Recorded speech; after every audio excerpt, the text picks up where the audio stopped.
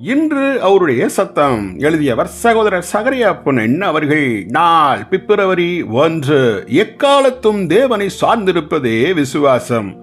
தேவன் மேல் விசுவாசம் வைப்பது என்பதற்கு பொருள் யாதெனில் அவரையே முழுமையாக சார்ந்து கொண்டு அவர்தம் வார்த்தையில் கூறிய எல்லாவற்றையும் அப்படியே ஏற்றுக்கொள்ளுவதே ஆகும். அதாவது நம் உணர்வுகள் என்னதான் கூறினாலும் அல்லது வேறு யாரோ என்னதான் மறுத்தாலும் அவைகளை ஒரு பொருட்டாய் எண்ணாமல் தேவனுடைய வார்த்தையை அப்படியே ஏற்றுக்கொண்டு விசுவாசிப்பது ஆகும்.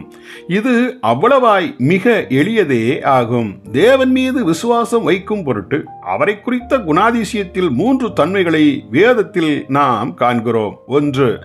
அவர் நம்மை சொல்லொன்னா சிநேகத்தால் அன்பு கூறுகிறார். 2. அவரே சம்பூர்ண ஞானம் உள்ளவர். 3. அவரே சர்வ வல்லமை உள்ளவர். இவ்வாறு அவரை குறித்த இந்த 3 உண்மைகளை நாம் விசுவாசிப்பது கஷ்டமான காரியமா?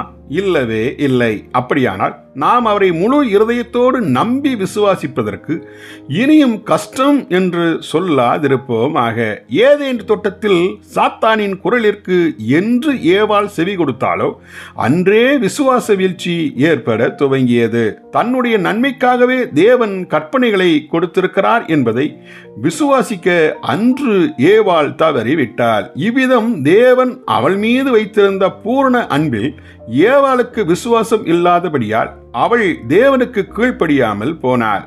ஆம், விசுவாசத்தின் மூலமாகவே தேவனுடைய ஈவுகளை பெற்றிட முடியும். நமக்கு கொடுப்பதற்கென தேவனிடம் அநேக அற்புதமான ஈவுகள் உள்ளன.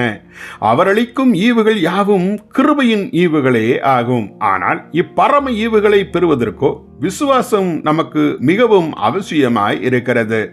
கிருபையினாலே விசுவாசத்தை கொண்டு ரட்சிக்கப்பட்டோம் என்றே சத்திய வேதம் கூறுகிறது. எபேசியர் 2:8.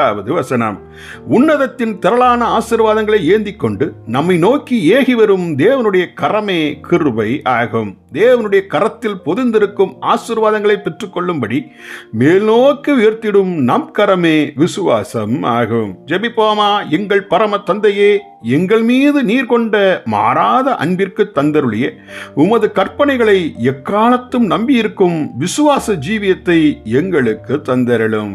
ஆமேன்.